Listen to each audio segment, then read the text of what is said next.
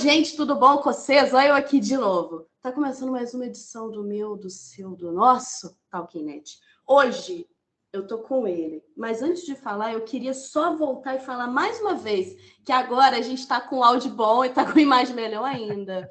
Dá para vocês verem melhor essa minha cara feia. Agora eu tô nojenta, Brasil.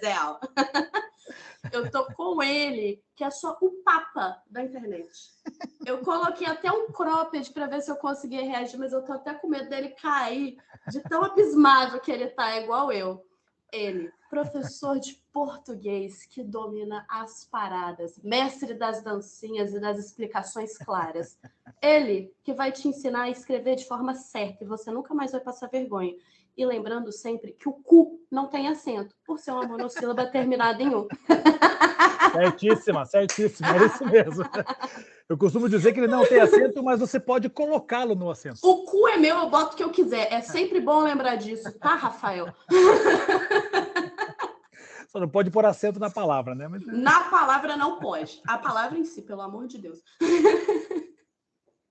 Eu tô com ele aqui, que é o professor Nozlen, o professor de português mais adorado da internet. Saudações, professor. Ô, Mário, obrigado pelo carinho, obrigado pela apresentação toda esfuziante. Eu sou energética. Muito bom, obrigado pelo carinho, tamo junto, uma alegria poder estar com você aqui nesse bate-papo, espero poder contribuir para vocês aí também e para quem está assistindo a gente.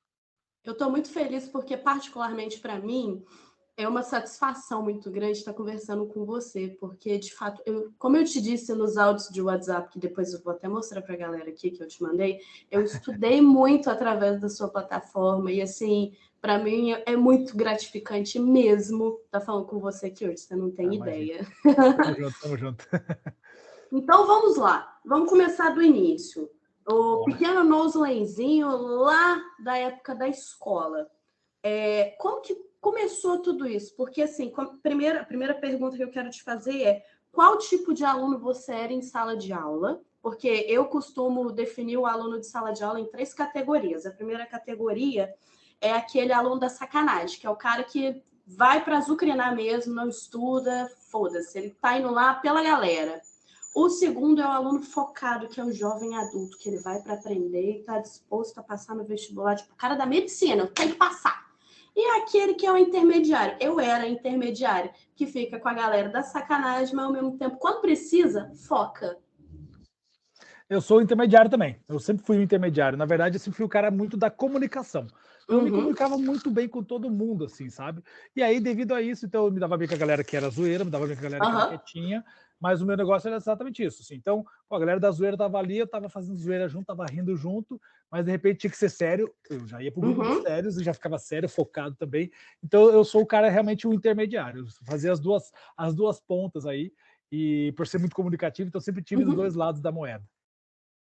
E como que surgiu a ideia de você teve o tino para o português do tipo, tá estudando aquilo e falar, pô, legal, acho interessante seguir por essa área, acho que eu quero isso para minha faculdade.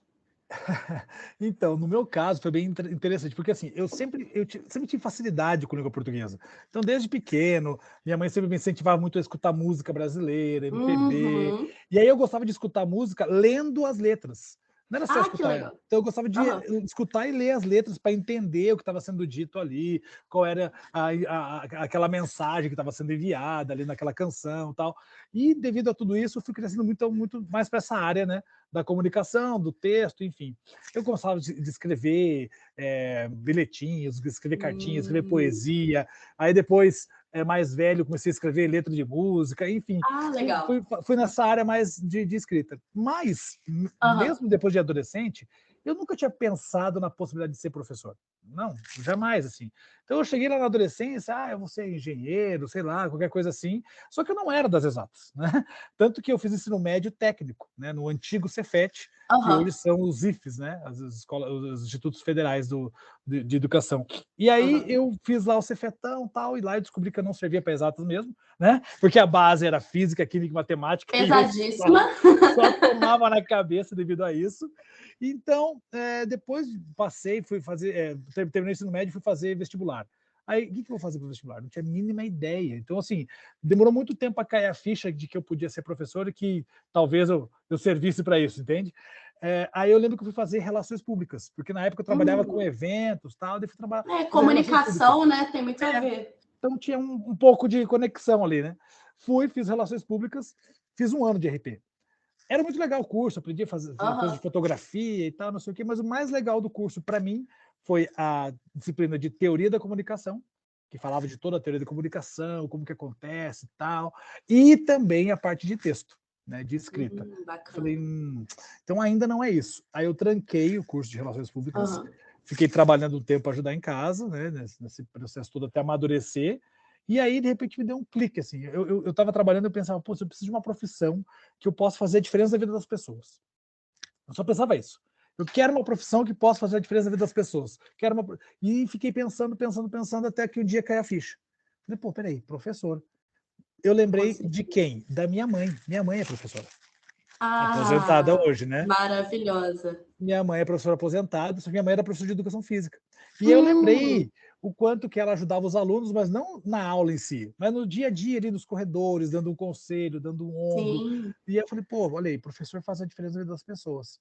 Muito. Falei, acho que esse é meu caminho. Então a primeira coisa que eu escolhi foi ser professor. E aí depois eu pensei na disciplina. Eu falei, tá, beleza.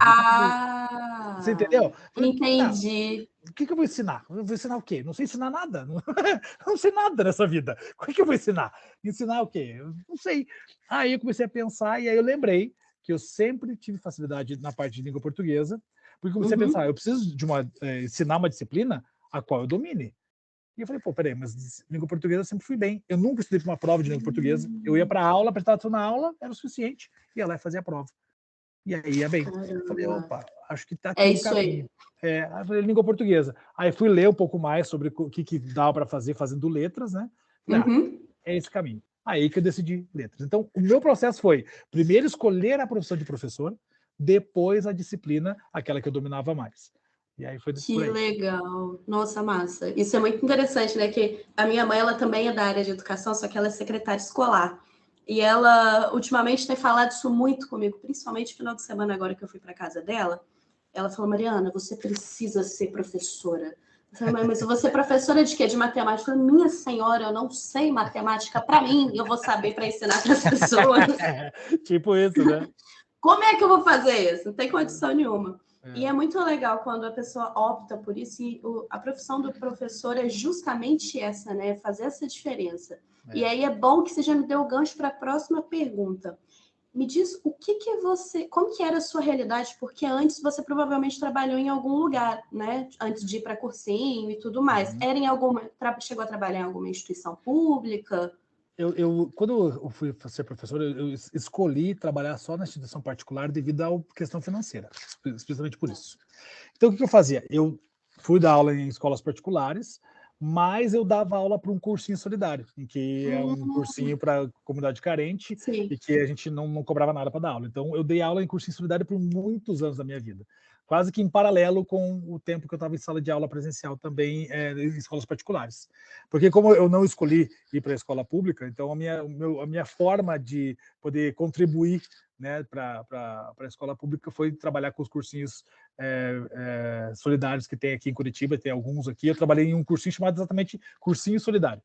E aí era um cursinho solidário voltado para... Existe até hoje esse cursinho, voltado para a galera de escola pública, tal, que não tinha condição. Então, eu trabalhei toda a minha vida em escola particular, mas eu fazia esse meu trabalho, então, mais social dessa forma. E hoje também, querendo ou não, né, o YouTube também acaba sendo um trabalho social, porque se a pessoa tiver internet, ela consegue ter aí acesso também a todo esse conteúdo. Então, a minha vida inteira foi essa, eu já cheguei a trabalhar em 7 escolas ao mesmo tempo. Nossa senhora, vida de professor não é fácil não, né, gente? 7 instituições ao mesmo tempo. Então, eu trabalhava manhã, tarde e noite, de segunda a sábado. Simples assim. Simples assim. De segunda a segunda, né, praticamente. Praticamente, porque no domingo se preparava a semana seguinte, né? Então, ficava em casa trabalhando. E aí é bom que você está me dando uns ganchos maravilhosos. Parece até que eu te mandei o meu roteiro. Dentro disso tudo, não teve algum... Isso é importante saber, não mandou. Pois é, a gente nem combinou, isso foi pior. O que eu queria saber era, dentro de toda essa sua história, né, antes da internet, teve em algum momento que você passou uma dificuldade, ou foi, assim, pego de surpresa por algum aluno, por exemplo, no cursinho, ou então na própria escola mesmo, que veio com uma situação que você falou, poxa, eu tô aqui para isso também, né? Para ser exatamente esse ombro amigo, para dar uma ajuda para esse aluno. Eu já tive algumas situações, assim, sabe? Algumas situações de, especialmente de os estudantes com problema com a família, e aí às vezes a pessoa não tinha diálogo em casa, então muitas vezes conversava comigo, e aí, Aham. muitas vezes eu fiz a ponte entre o aluno e a própria família. Então, eu Hum, trabalhava em um colégio em que existia uma reunião lá a cada trimestre e tal, que você chamava alguns pais para conversar e nós, professores, podíamos conversar com os pais. Então, em algumas situações, em algumas várias situações, eu chamava a família toda para conversar, para ajustar a relação entre pai e aluno, entre estudante e família. Muitas vezes, assim, desde estudante que, por exemplo, tinha um aluno meu que descobriu que ele não se sentia parte daquele gênero que ele nasceu. uhum, E aí ele queria conversar em casa para poder seguir essa mudança, enfim, para sim. poder se descobrir. Né? E daí conversou muitas vezes comigo, na época ainda era uma menina, e aí depois se descobriu que não estava no corpo certo, e conversou comigo várias vezes, e eu conversei com essa família várias vezes, e hoje ele, graças a Deus, aí está um homem formado, bonito, está trabalhando firme e forte, seguindo feliz dentro do seu gênero. Então, algumas situações bem Coisa densas, boa. assim, especialmente lá para trás, é porque hoje a gente tem essa discussão mais aberta, Sim. mas lá em 2006, 2008, era uma outra pegada, né? Então, eu vivenciei muitas experiências interessantes nesse sentido e que fico feliz de ter contribuído para muitas famílias, tanto que tem famílias que me encontram até hoje, às vezes, Que nos legal. shoppings aqui em Curitiba e tal, e professor, quanto tempo, que saudade. Trabalhei com muitos alunos que tinham Asperger, que tinham algum tipo de nível de autismo. Né? Aham. Inclusive, hoje eu estou no meu escritório aqui. O meu escritório fica num prédio comercial de um pai de um ex-aluno meu que Que é legal. autista. E na época eu trabalhei com ele lá no colégio e tudo mais, assim. E aí, depois de muito tempo, a gente se reencontrou e falou: Não, Nozen, pô, tô com uma sala comercial lá, vamos lá para trabalhar lá no prédio que eu estou e tal. E aí, ele que me trouxe para cá. Então, hoje, todo o meu espaço aqui, o escritório professor Nozen, Que funciona nesse maneiro. prédio aqui, que é de um pai de um ex-aluno meu. Inclusive, volte meu, eu encontro esse meu ex-aluno aqui, que já está na faculdade, agora está, enfim. Aham. Muito legal. Então, eu tenho várias experiências legais, assim. Então, aquela minha vontade lá atrás, né? Pô, quero uma profissão que impacte as pessoas e que possa ajudar as pessoas de alguma forma, realmente eu consegui. Teve um resultado, né? Nossa, isso é É, maravilhoso. Você falou comigo que a sua mãe foi uma das principais inspirações para você como isso, professora. É, isso. além dela, que a mãe da gente, né? Minha mãe também é minha rainha. Um beijo, tia Cida, te amo. E além da sua mãe, você teve algum outro exemplo de professor que você falou assim, porra, esse cara é foda. Eu quero ser igual esse cara. Eu tive sim, com certeza, né? Alguns professores da minha trajetória toda, assim. Então, pegando assim, especialmente mais ali no ensino médio, ou até mesmo em cursinho, né? Que eu tive muitos professores de cursinho que me inspiraram também a fazer um trabalho parecido com o que eu faço. Então, teve o professor José Carlos, que Uhum. foi matemático, um cara sensacional, infelizmente já falecido, mas é um cara que tinha uma dinâmica de aula absurda, assim, sabe? Um carisma, um jeito de explicar, uma Ai, isso é facilidade de deixar o ótimo. conteúdo mais acessível. E também a professora Gláucia Lopes, que com ela tem uma história bem interessante. Ela foi minha professora de cursinho também. Uhum. E depois de muito tempo, depois de formado, eu fui trabalhar num colégio, quer dizer, fui fazer entrevista em um colégio em que ela era coordenadora. Então eu Ai, fiz a que legal. entrevista com ela, só que ela não sabia, né, que eu era o ex-aluno dela lá atrás. Então, Caramba! aí eu cheguei para fazer entrevista, tal, fiz entrevista com ela, e eu estava tremendo igual a Vara Verde, né? Porque afinal de contas ela tinha sido uma inspiração para mim, e eu Com estava fazendo certeza. entrevista com ela e com o diretor da escola na época. E aí depois que terminou a entrevista que daí eu fui aceito na escola, daí eu falei, professor, olha, queria te dizer que você foi minha professora no cursinho, assim assado. E daí ela falou assim, mas acho que eu tô lembrando de você. Mas você tinha cabelo, né? Eu falei, não pode ser. Eu tinha cabelo e não tinha barba, né? Pô, Era o contrário, era para era em cima aqui. cima, não embaixo. É, Ah, tá e explicado. aí tive essa experiência super bacana que depois de um tempo trabalhando nesse colégio, essa professora que era coordenadora, a professora Gláucia, ela era professora do terceirão também. E eu entrei para dar aula no primeiro e segundo ano do médio, e depois eu fui dividir o terceirão com ela. Então, por muitos anos da minha vida, eu trocava de horário com ela. Então, ela estava saindo da sala de aula, eu estava entrando né, na sala do cursinho. Então eu tive essa Entendi. experiência de poder dividir tablado com ela, Nossa, que foi maravilhoso. sensacional. E até hoje ela é minha amiga, assim. Então a professora Glaucia Lopes foi uma grande inspiração também, porque ela era muito amorosa com os alunos. Tinha um amor muito grande para cuidar, para que as pessoas entendessem o conteúdo, e sendo professor de português também. E depois, na faculdade, também uma outra professora que também se tornou minha amiga, a professora Marley Malinowski, que foi, inclusive, minha orientadora de TCC, que foi ela que me mostrou os caminhos, assim, olha, a língua portuguesa ela pode ser mais acessível para todo mundo, ela tem muitas outras vertentes que as pessoas não mostram, e também na faculdade então tive essa professora. Então, 3 professores aí, além da minha mãe, nesse caminho. E eu posso citar mais uma professora que hoje divide espaço comigo, que é minha esposa. Minha esposa é professora de português também, e ela é professora de redação, né? A professora Glaucia também, que é Glaucia de Senha de Oliveira, minha esposa, e ela está comigo agora aqui junto comigo no meu projeto, está me ajudando a montar um curso de redação bem bacana para entregar para a galera também. Muito massa. Eu fico. Professor é foda. Eu pago pau para todos os meus professores, não tem jeito. Eu sempre fui o tipo de aluno que depois que terminava a aula ia lá conversar com o professor. E quando o professor dava uma aula muito diferente, no estilo da sua, eu tive alguns professores que fizeram isso. Eu sempre ia e falava, pô, obrigada por essa aula. Foi muito foda, assim. Legal. Muita clareza isso. Isso é muito bom, né? Legal. E da onde que surgiu, professor, a ideia de criar o canal no YouTube? Assim, eu acredito que tenha vindo do mesmo lugar que veio a ideia do meu saudoso Walter. Um beijo para você. De poder expandir todo esse conhecimento, né? Porque tá aí, tá na internet, tá de graça, né? Então, na Facilita o verdade, acesso. eu tive alguns insights assim para chegar nesse ponto, sabe?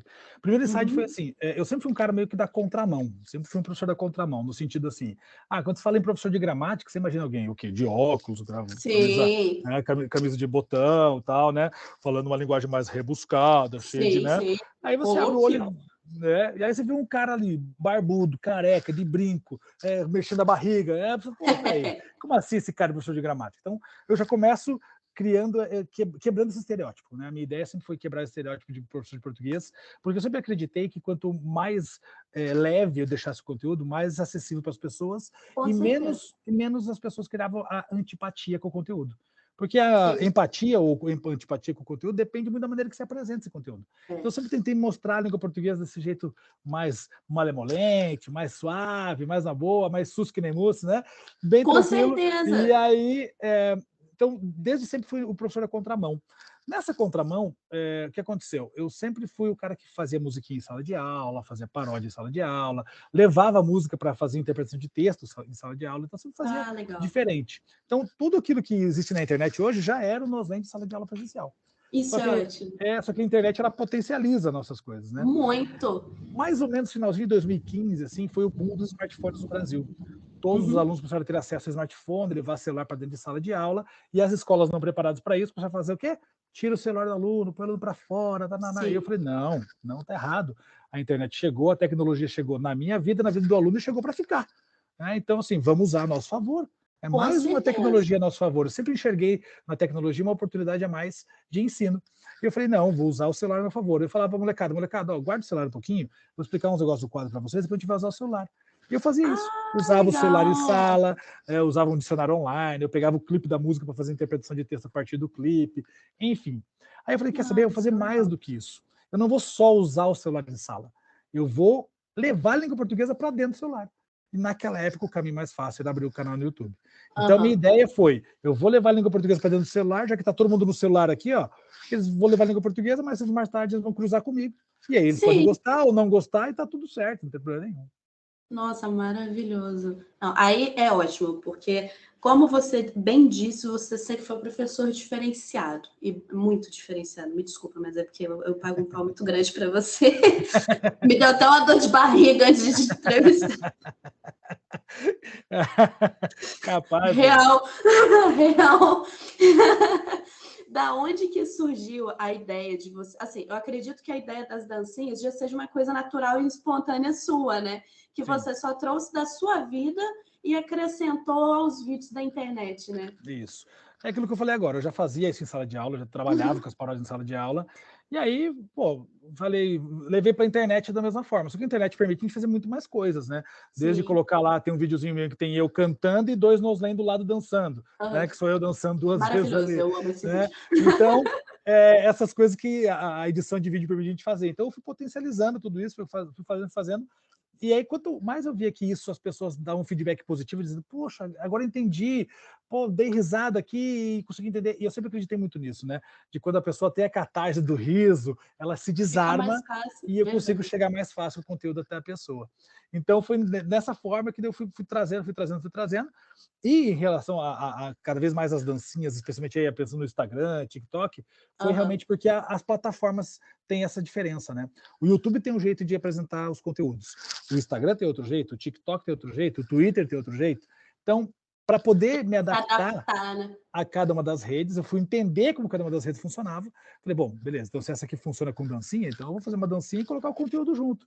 Entendeu? Vou balançar minha barriga aqui e coloco conteúdo, entendeu? Vou fazer aqui e aí eu fui colocando, pô, tem uma musiquinha que tá rolando aqui, que tá todo mundo ouvindo ou fazendo alguma coisa com musiquinha, vou fazer dentro dessa vibe também e colocar o conteúdo. E é óbvio, né, que eu entendi que no Instagram, no TikTok, no Twitter, eu consigo dar dicas. No YouTube, eu consigo fazer uma aula um pouquinho mais extensa, mas que quem quiser aprofundar mais esse conteúdo, aí tem lá todo o meu site também, profissionalzinho.com.br, que tem o curso completo. Então, quer dizer, eu fui colocando o conteúdo para todos os gostos em cada uma das redes, de acordo com o que as redes me permitiam fazer. Não, isso é muito foda, né? E aí a gente vê o cenário atual e vê como que a gente consegue ter formas de você se capacitar mesmo, né? Ou tirar uma dúvida. Não precisa ser mais uma dúvida igual era no tempo da minha mãe ou no seu tempo, que é abrir um livro e olhar página por página. Não que isso não seja importante, isso é importante, tá, pessoal? Comprem livros, eu indico George Orwell, leiam George Orwell, é muito bom. Isaac Asimov, maravilhoso. Mas assim, para pesquisa, nossa, devia ser uma gastura, e aí acaba que te congela, né? Ou te ingessa para você querer aprender, porque aí aprender dava trabalho, né? Sim, é isso mesmo. E hoje, né, como você falou, tem informação em qualquer canto. Você tem muito mais acesso à informação. Então, por exemplo, quem quer ter um acesso a qualquer conteúdo de qualquer disciplina, você encontra, óbvio. Sim. Precisa de uma curadoria para saber aquilo que é bom, aquilo que não é, enfim. Mas aí o próprio engajamento das pessoas já mostra para você se aquele conteúdo vale ou não vale a pena, né? Então, você entra lá no YouTube de algum professor, você vê lá que tem muita gente dando feedback positivo, opa, então beleza, esse aqui dá para assistir. E assim vai, né? Acho que a gente mesmo consegue fazer uma mini curadoria do que existe por aí. Então hoje, eu brinco que meu canal hoje ele é uma gramática em vídeo. Né? Ele é uma aula, um livro de gramática, só que em vídeo. Então você pode que é bem completo, né? Tem tudo que você, as dúvidas mais recorrentes que a gente tem, se você busca lá, você consegue achar. E aí e ainda trabalho com as dicas aí no Instagram, TikTok e Twitter. Sim, eu estou ligada, eu vejo.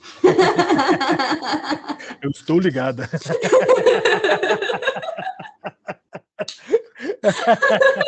Gostei. Aí, professor, a gente falando do cenário atual da educação, né? Assim, hoje de como que você consegue ampliar essa gama de passar o conhecimento. E aí, qual que é o seu posicionamento ou visão do cenário atual nosso, da educação no nosso país, sabe? Como que ele pode melhorar? Porque, assim, eu vim de escola pública, e a escola pública tem... Não que seja ruim, não é isso, de forma alguma. Sou formada, ótimo. Estudei com professores excelentes. Mas existe uma certa defasagem, é óbvio que por questões de verba, né? Mas às vezes pelo próprio tino dos alunos na escola, né? Os professores, eu acho que eu tenho a visão de aluno, você vai ter a visão talvez de administrador e professor, né? Quando a gente fala da realidade estudantil no país, a educação de modo geral, especialmente a educação pública, a gente sabe que tem aí algo por trás disso que é mais profundo, que tem a ver com a relação da desigualdade social. A gente sabe que a desigualdade social está por trás disso tudo, e isso está num outro âmbito. Se a gente entrar nessa discussão, a gente vai levar a discussão nossa para um outro caminho. Mas, com certeza, a desigualdade social impacta diretamente na educação. né? Porque a gente sabe que tem muitos alunos que vão para a escola pública porque precisam, pelo menos, ter uma refeição decente no dia. E aí, poxa, a motivação maior dele não é nem aprender muitas vezes, é apenas sobreviver. E aí fica difícil, né? Fica difícil a gente mensurar isso. Pensando no lado do professor, o professor hoje ele tem uma carga muito grande de burocracias extra sala de aula. E então, assim, acho que a gente podia melhorar um pouco as relações burocráticas para que o professor pudesse fazer o que ele sabe fazer de melhor, que é ensinar. Mas para ensinar ele precisa poder pesquisar, ele precisa poder ter dinheiro para fazer cursos, para se preparar melhor, para trazer o conteúdo melhor para a sala de aula. E hoje o que o professor menos consegue fazer é isso. O que ele mais tem que fazer é livro de chamada, corrigir prova, montar atividade, corrigir atividade. Então, a burocracia engole a possibilidade de professor se tornar mais experiente mesmo, sabe? Poder aumentar o seu conteúdo para trazer para a sala de aula e até para se reinventar como professor. Então é muito difícil isso. Então o aluno fica esperando muitas vezes uma aula diferente, mas o professor não tem como fazer essa aula diferente porque muitas vezes ele está abarrotado de burocracias. Não tem mais muito o que fazer, né? Não dá tempo, né? Ele precisa dar conta de outras coisas que talvez pudessem ser menos pesadas nesse processo.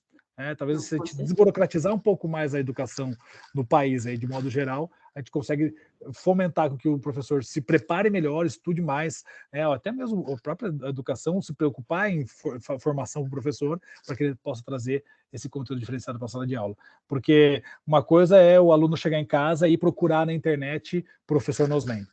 Porque ele está indo procurar, é uma intenção do aluno encontrar. Outra coisa, ele é obrigatório para a sala de aula, ter que assistir essa aula aqui de quem tiver lá para dar aula. Então, o dia que a gente conseguir equilibrar essas duas coisas, no sentido de vou melhorar o trabalho desse professor de sala de aula e vou fomentar também que o aluno busque, que pesquise, porque ele já faz isso quando ele precisa, então juntando, né, o online com o presencial, quando a gente conseguir fazer isso, essa coisa híbrida que a gente está vivendo mais ou menos isso agora, eu tenho certeza que a gente vai conseguir melhorar muito a educação no país. Isso é uma coisa muito complexa, né? E aí entra na parte da desigualdade social, que pega em vários âmbitos e fica um pouco mais complexo de conversar, de fato, né? Sim. Que se a gente entrar nessa seara de discussão, a gente vai entrar num âmbito de geopolítica, entendeu? Sim, exatamente.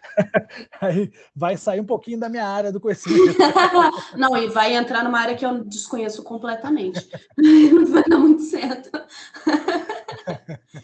Dentro da parte que os alunos precisam estudar, agora, falando para aqueles jovens mancebos que nos assistem, que farão o Enem, quais são, assim, os principais pontos da gramática que a pessoa precisa focar para se dar bem na prova de português esse ano? Tanto no Enem, assim, vamos focar no Enem, porque o PISM são 3 provas diferentes para 3 etapas diferentes do conhecimento, né? O Enem que engloba tudo. O que costuma cair mais, professor? Tá. O Enem ele é uma prova que ele é meio previsível, tá? A prova, especialmente a prova de alternativa ali, né, de código de linguagens, ela é um pouco previsível em relação a que conteúdos estudar. Previsível no sentido assim, existem pelo menos 5 conteúdos que todos os anos aparecem. Então, pegando esses conteúdos aí, funções da linguagem, esse conteúdo vai aparecer com toda certeza, porque função da linguagem tem a ver com o texto, né, com o foco do texto no emissor, ou no receptor, ou no assunto, no canal de comunicação. Então, esse é um assunto que cai sempre. Por quê? Porque a prova do Enem ela é recheada de textos. Então, vai trabalhar com função da linguagem com toda certeza. Ou a função da linguagem aparece na prova mesmo, para você identificar qual é a função da linguagem, ou ela vai aparecer diluída dentro de uma questão, porque você vai ter que dominar a função da linguagem para resolver muitas vezes uma questão de compreensão e interpretação de texto, que já é o meu segundo ponto. Então, compreensão e interpretação de texto, com toda certeza tem que saber também, pelo menos trabalhar isso, exercitar muito essa questão. E é bom, né, ficar claro para a galera que compreensão de texto é uma coisa, interpretação é outra, né? Compreender o texto é ler o texto e entender o que está dentro daquele texto. Já a interpretação é ler o texto e, a partir daquele texto, fazer inferências, deduções. Então, são duas coisas. A prova do Enem normalmente cobra compreensão de texto, ou seja, a resposta da sua questão está no próprio texto. Olha só, fica aí então, fica a dica. Fiquem espertos. Funções de linguagem, compreensão e interpretação de texto, figuras de linguagem, porque as figuras de linguagem, trabalhando aí com metáfora, metonímia, hipérbole, tantas outras figuras de linguagem, pode aparecer tanto nos textos normais, quanto no texto, por exemplo, de uma propaganda, que às vezes tem as figuras de linguagem, ou até mesmo nos textos da literatura, que tem muita figura de linguagem também. Então, figura de linguagem é outro conteúdo que tem que saber que vai aparecer com toda certeza Sim. nesse processo. Esses dois. Aí, a leitura de textos verbais e não verbais, porque texto não verbal, o texto não verbal é o texto que tem lá uma imagem, por exemplo, né? Aham. Então, Uma chargezinha, uma né? charge, um gráfico. Então, com certeza vai aparecer também leitura aí de textos não verbais, e textos verbais são os textos que tem escrita aí também os textos mistos, que misturam as duas coisas. Então, aí já temos 4 assuntos que são sempre interessantes e que aparecem volta e meia. E um outro assunto que sempre aparece é verbo. Tá? Verbo sempre aparece ou uma questãozinha, ou então o verbo diluído dentro das outras questões. Por quê? Porque como a gente tem aí, a nossa língua, ela é uma língua estritamente verbal, ou seja, a maioria das palavras ou das frases que a gente faz tem um verbo dentro dessa nossa frase. Aham. Então, o verbo, saber dominar os verbos aí é importante também para a prova, porque isso vai ser bem relevante na hora de você fazer a leitura, a compreensão e tudo mais. Agora, pensando na prova de redação, aí você tem uma competência inteira que vai falar de toda a gramática, né? Então você vai ter lá concordância verbal, pontuação, crase, acentuação, enfim, todos os conteúdos de análise sintática, né? Você vai ter que dominar para essa prova de redação, porque afinal de contas é a prova que você pratica, né, a tua escrita aí de modo totalmente autônomo, digamos assim, né? Pois é. É na redação que você mostra quem você é, né? Para que você veio. Por isso que ela vale tanto ponto, né? Exatamente. É na redação que você mostra aí se você entendeu o que o Enem espera de você. Ah, Jesus. Agora eu entendi porque eu sempre mandava mal nas redações. Porque eu nunca entendi o que o Enem esperava de mim. Enem, me fala, o que você espera de mim? Eu não sei. Mas o Em Enem 18 te fala, folhas fica muito difícil saber, professor. Me desculpa. mas ele te fala na redação, ele fala assim, ó, faça uma redação dissertativa, argumentativa. Já está falando o que ele quer de você. Aí depois, sobre o tema X, pronto, é para falar sobre aquele tema. E aí não é para você falar, eu vou fazer uma redação aqui para mandar para o governo do Brasil. Não, velho. Quem vai corrigir tua redação... Para ser simples e direta, né? Quem vai corrigir tua redação é o corretor da prova. É para ele que você tem que mandar a redação. Eu entendi onde eu errava, então. Eu achava que a minha redação ia chegar no meu pai, Lula. Nunca chegou! Nunca! Eu ainda colocava o meu endereço. Tá bom. Professor, agora, saindo um pouco da parte do Enem, eu sei que você não dá aula para curso voltado para concurso público. Também já dei, viu? Já dei também, já fiz aulas para concurso público. Inclusive, tem muita gente de concurso público lá consumindo meu conteúdo, porque os conteúdos de concurso público... São muito semelhantes, né? Semelhantes, especialmente a nível de ensino médio. Né? Então, assim, o concurso de nível médio vai ter os mesmos conteúdos que eu tenho lá no meu canal. Então, de modo geral, serve. Foi isso mais que eu percebi também. Eu fiz uma prova há um ano, não, deve ter uns 2 anos atrás, e eu senti que o conteúdo de português era muito semelhante ao conteúdo do Enem. Assim, muita coisa, era coisa de nível média mesmo, Isso. né? Só muda o jeito que é cobrado, entendeu? O Enem cobra de um jeito e as provas de concurso cobram de outro. Muitas vezes a prova de concurso ela é mais gramatiqueira. Sim. Né? Então tem que saber usar a crase certinho, onde que não usa, não sei o quê. Isso aqui vai preposição, não vai, é objeto direto, objeto indireto, enfim. A gramática mais gramatiqueira aparece em concurso. E alguns vestibulares também cobram assim, tá? Alguns vestibulares também cobram essa gramática mais gramatiqueira. Mas é só a forma de abordar o conteúdo, porque no fim das contas, o conteúdo do Enem e de concursos é o mesmo. São só semelhantes. a forma como são abordadas nas provas é que muda. Entendi. Dependendo da banca, ela pega para te dar uma rasteira, né? Porque tem banca que é legal pra caramba. Agora, deixa eu te fazer uma pergunta que o meu roteirista me mandou, que a gente escreve junto o roteiro, e quando eu li isso, eu falei, putz, isso me deixa meio puta, eu vou perguntar isso pro professor de português, vai ser foda. Você tá preparado? Não. Então, eu vou falar de uma vez só, igual tiro um band-aid. Me diz o que você acha sobre essa nova linguagem neutra. Muito bem, estava esperando essa sua pergunta. Todo mundo me pergunta isso quando eu vou no podcast. Só não pergunta como o pessoal tem medo que eu responda. Então, assim, gente... É foda, né? Assim, eu vou dizer para você o que gramaticalmente, o que a língua estudada diz e o que tem a ver com uma coisa chamada variação linguística, tá? Então, olha só, variação linguística, eu vou falar rapidinho para você aqui, é a variedade da língua que ela existe de várias formas. A língua pode se transformar através do tempo, né, que é normal. Então, o falante vai mudando, a língua vai se transformando. Tem também a variação linguística regional, né? Então, aí na sua região, né? Você é de Minas. Uai. É uai. Né? Aí tem a sua variedade linguística. Então, tem palavras que você fala que são próprias daí, e tem palavras que eu falo aqui no sul de Curitiba são próprias daqui, e tá tudo certo. Se eu falar para você, por exemplo, você já comeu cachorro-quente com vina? Vinagrete? Não, né? Não é vinagrete, não. Vinagrete é outra coisa. O que é isso? Eu não sei. Então, viu? Vina é a mesma coisa que salsicha. É a mesma coisa. Que loucura! E se eu falar que eu fui pegar... vou ter que sair correndo aqui, porque o ônibus está passando lá no Pão de Ônibus, você vai entender o que é. No Pão de Ônibus, sim, no Pão de Ônibus, tudo junto, sim. Pão de Ônibus. Pão de ônibus, Então, isso é variação regional, e a gente tem no Brasil todo. O Brasil é um país continental, muito grande, então vai ter essa variação linguística regional. Então, dois braços da variação linguística, histórica e regional. Temos a variação linguística chamada variação linguística social. O que é essa variação linguística social? É aquela que tem a ver com os grupos sociais, certo? Então, por exemplo, vamos lá, o juridiquês. Juridiquês é a linguagem usada lá no meio dos advogados, da advocacia, do direito. Então, quem é desse meio está acostumado com essa linguagem e aprende essa linguagem convivendo com esse meio. E está tudo certo, beleza. Mas quando eles saem desse meio, quando eles conversam com pessoas que não estão nesse meio, eles não vão ficar usando o juridiquês. Certo? Não faz sentido. Não faz sentido. Assim também, quando não faz sentido, é ensinar o juridiquês em sala de aula. Concorda? Sim. Não tem porquê. Se é para um grupo específico aquela linguagem, as pessoas que chegarem nesse grupo vão aprender naturalmente com o convívio. A mesma coisa acontece com a linguagem dos médicos, a linguagem dos nerds, a linguagem dos gamers. Então, essas linguagens que fazem parte de grupos sociais, tá tudo ok, funcionando dentro dos grupos sociais. Beleza. Se eu chego nesse grupo social e não faço parte dele, ou eles me ensinam essa linguagem para aprender, ou eles vão ter que também adaptar a linguagem deles com a minha, ou seja, falar coisas que eu entendo. Sim, e tá tudo certo.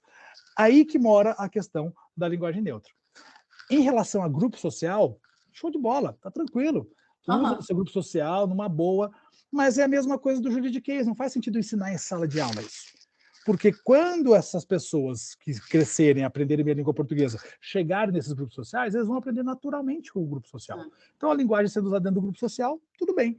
Mas não faz sentido eu forçar um ensino que é desnecessário. Sim. Até porque, assim, vou mudar a língua por causa disso, também não faz sentido, porque o preconceito não está na língua, está nas pessoas. Sim. Entende? Então, assim, eu entendo super eu entendo a questão da bandeira em si. Poxa, a gente não se sente incluído. Da causa, né? Isso, da causa, entendo super. Porém, linguisticamente, não faz sentido. Porque, por exemplo, vou falar uma coisa bem interessante para você. Uma palavra, o gênero de uma palavra, ele é determinado pela última letra dessa palavra? Se eu falar a palavra gato e a palavra gata, sim. Sim. Mas se eu falar a palavra talher... Pois é. A palavra talher, o final é que determina o gênero da palavra talher? Não. É o artigo que vem antes, né? O talher. O talher, sim. Assim como eu posso usar colher, que termina também colher. Em ER, mas é a colher. Então, o gênero dessa palavra é feminino, colher é feminino, o gênero da palavra talher é masculino, que é determinado pelo artigo, que vem antes.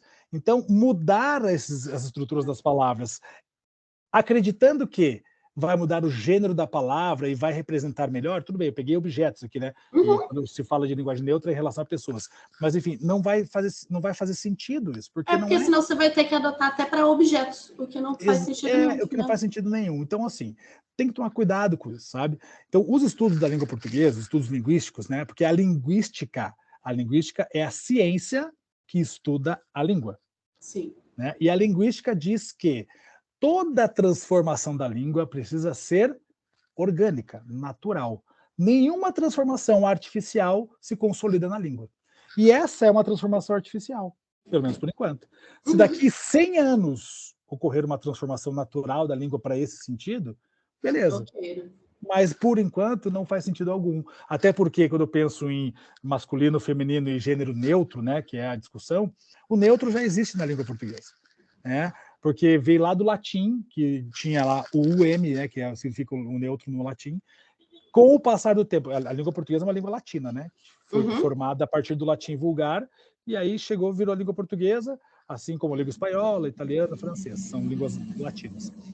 No português, com o passar do tempo, com essa variação linguística histórica que eu comentei contigo, o neutro e o masculino se fundiram num só. porque o M do neutro juntou com o O do masculino. Então, no fim das contas, hoje, nós só temos uma variação de gênero em língua portuguesa, que é o feminino. Só existe uma variação de gênero, que é o feminino. O resto tudo entra no neutro masculino. Entendi. Então, por isso, quando eu chego numa sala de aula e tem meninas e meninos, eu falo, boa noite a todos. Tá tudo ok, porque eu estou colocando o neutro aí dentro. Entende? E aí não tem a ver com estar respeitando ou desrespeitando ninguém. Tem a ver com língua portuguesa. Né?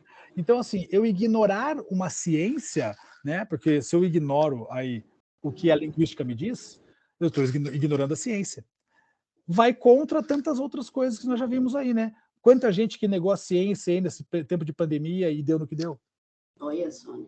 Então, se a gente nega a ciência da língua, a gente vai estar se equiparando a essas pessoas que negaram também a ciência lá atrás. Então, assim, eu não posso pensar só na minha causa, eu preciso pensar no coletivo, até porque se eu mexo na língua hoje, eu vou impactar as pessoas que usam o Braille, por exemplo, para leitura. É isso que eu penso, justamente quando eu entro nessa questão da linguagem neutra, às vezes com os meus amigos, se você for mudar, você vai ter que mudar absolutamente tudo. Isso. Então, tudo que a gente tem hoje, a gente vai ter que queimar e começar do zero. E aí, assim, você vai impactar em todo mundo que usa Braille, em todo mundo que usa Libras, porque essas duas linguagens são baseadas na língua portuguesa, padrão.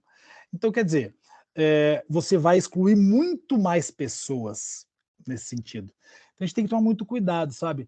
Eu acho que, ok, eu entendo super a causa, super de boa, e concordo realmente em relação ao preconceito, para mim não pode existir em nenhum âmbito, né? Racial, gênero, em nenhum âmbito pode existir preconceito. Mas não é mudando a língua que eu mudo a cabeça das pessoas. Infelizmente, né? Infelizmente, porque se fosse assim, seria muito fácil a gente resolver tudo. Era só mudar a língua, botar um decreto e acabou. Ia acabar o preconceito no Brasil, mas não é verdade.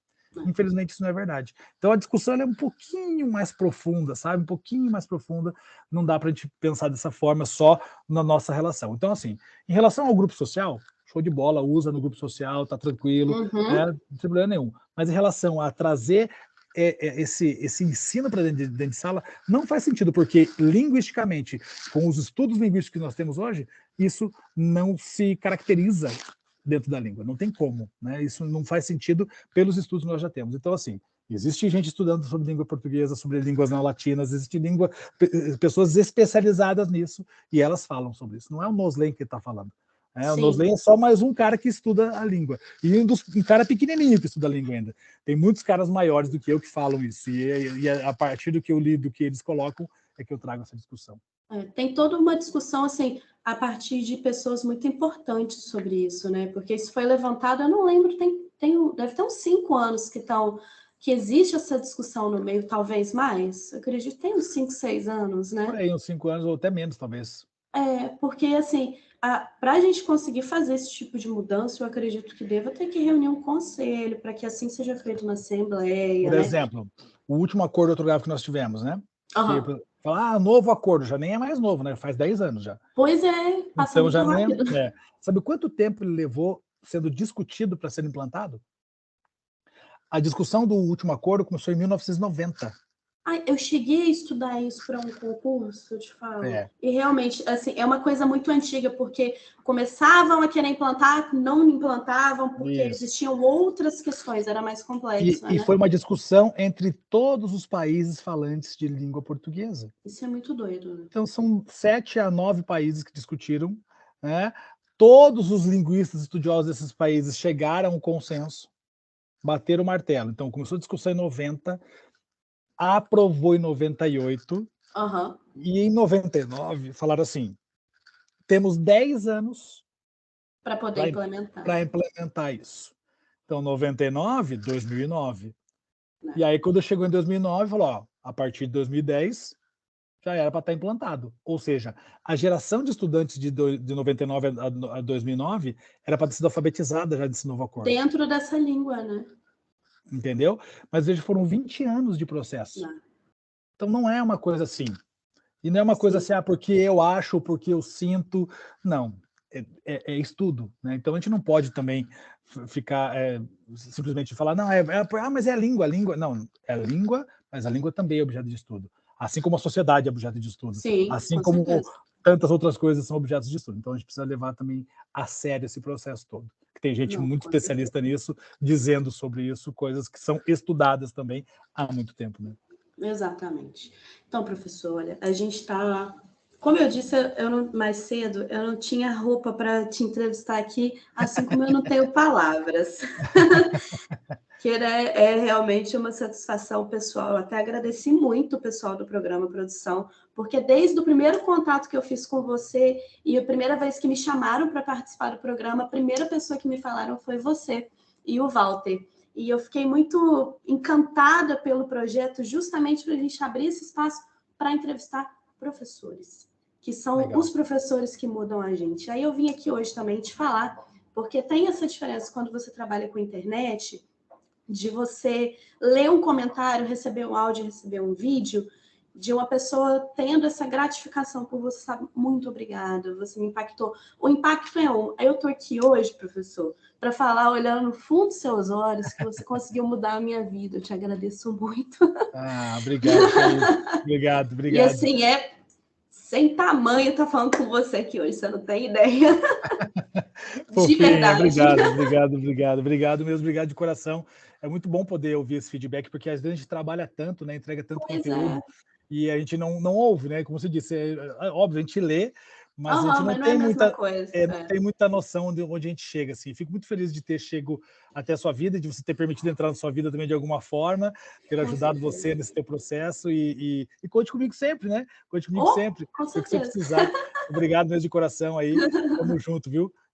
Foi muito bom ouvir isso de você também, viu? Obrigado de verdade.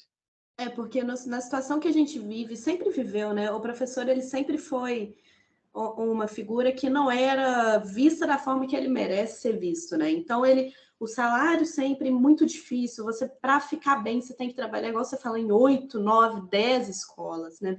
Não tem um reconhecimento devido, às vezes te falta material. Eu tenho conhecidos que hoje são professores, eles falam que tiram material do bolso para poder dar aula. Né? Isso é uma realidade, isso acontece, isso é muito difícil, né? Você querer, de fato, fazer a vida na diferença das pessoas. Mas eu não vou ficar focando nisso, porque senão eu vou começar a chorar aqui, isso é muito difícil. Não tem problema, chora, encosta de novo aqui. O ponto aqui, professor, porque eu sempre gosto de trazer alguém no final das entrevistas e falar uma frase diferente. Hoje, depois dessa nossa conversa sobre a língua neutra, eu quero trazer ela, a Pérola, Bela e Belinha, e te questionar aonde está o banheiro dos não binários, que isso é um meme maravilhoso na internet, onde ela vai em um banheirão e só tem banheiro feminino e masculino, ela é não binária e se reconhece. Onde está o banheiro dos não binários? Não existe ainda, mas a gente vai estar resolvendo assim como a linguagem neutra, né? Pode ser existente, pode não ser, uma hora acontece, vai saber. Daqui a 10 anos, 20, 30? Difícil saber. Professor, eu te agradeço imensamente. Peço desculpas pela quantidade de áudios do WhatsApp que eu te mandei. Imagina, fique à vontade. Não garanto que vou responder logo de imediato, mas eu respondo. Uma hora eu respondo. Não, para mim é excelente. Eu queria te agradecer muito a sua disponibilidade de estar aqui, de estar conversando aqui comigo por quase uma hora. De estar conseguindo me ouvir, me entender, porque às vezes eu falo muito rápido e eu sou muito agitada. Falar rápido é serventia da casa, e comigo também. Falar rápido é isso mesmo. Tem que ser, porque se não falar rápido, o negócio não desembola. A vida é aqui, ó. Sem tempo, irmão, total. Muito obrigada. Eu queria só deixar aqui um espaço para você. Eu sei que você não precisa disso, mas para você divulgar suas redes sociais para a gente, por favor. Sempre é bom, porque todo mundo me diz isso. Mas não precisa divulgar. Como não, gente? Quanta gente que não conhece meu trabalho. Eu fico muito feliz quando eu chego nos lugares e as pessoas não conhecem. Isso é um absurdo. Olha só, essa semana, hein? Essa semana eu fui fazer um aulão em Olímpia, São Paulo. 1.200 alunos, metade só me conhecia, olha só. Metade, gente. A outra metade não me conhecia. Eu fiquei muito feliz porque eu pude apresentar para essa outra metade do trabalho também. Então, assim, tem muito estudante que não conhece, então tem muita gente que provavelmente está aqui nos assistindo que não conhece ainda, então convido todo mundo a conhecer meu trabalho aí nas redes sociais. Tudo que você imaginar é só digitar Professor Noslen. @Professor Noslen no Instagram, @Professor Noslen no Twitter, @Professor Noslen no TikTok, Professor Noslen no YouTube, Professor Noslen no Facebook e professornoslen.com.br, o meu site Você também. tem um site só para você, que é muito Exatamente. chique. E, professor, eu só queria ver com você para a gente fazer aquela parada da dança para a pessoa que ainda não começou a estudar por o Enem. O Enem está na porta. Tem muito tempo que eu não faço Enem, graças a Deus, já formei. O Enem é quando? É em outubro, não é? No final de outubro? Esse ano é 13, primeira prova é 13, a segunda é 20 de outubro. Não, para você. Novembro, 13 de novembro. Ah, 13 não. de novembro, 20 de novembro. Para você que tá aí querendo mudar a vida, dar uma casa para sua mãe, fala, vou passar em medicina, vai ser esse ano, mas eu tô aqui assistindo um TikTok, sei lá, de alguém dançando. Presta atenção, vai se tratar, garota. Começa a estudar, sua doida. Para com isso, tá comendo bola, porra. Fala assim, ó, vai estudar, garoto. Muito bom. Já fiz uma paródia já aqui. Para ontem, agora, sai desse TikTok. Professor, muito obrigada. E a gente se vê de novo, se Deus quiser agora, talvez no final de outubro, que aí a gente vai fazer aquele vídeo que eu te falei junto com os outros professores muito doidos. Beleza. E para você que está vendo a gente, agora vem a parte porque a gente está no YouTube também. Vou te pedir, Talquinho, se inscreve no canal, ativa o sininho, deixa um comentário. Vai ser ótimo. Ajuda a gente a engajar e me ajuda a fazer dinheiro que eu preciso, que eu estou desempregada. Muito obrigada. Professor, um beijão. Valeu, obrigado.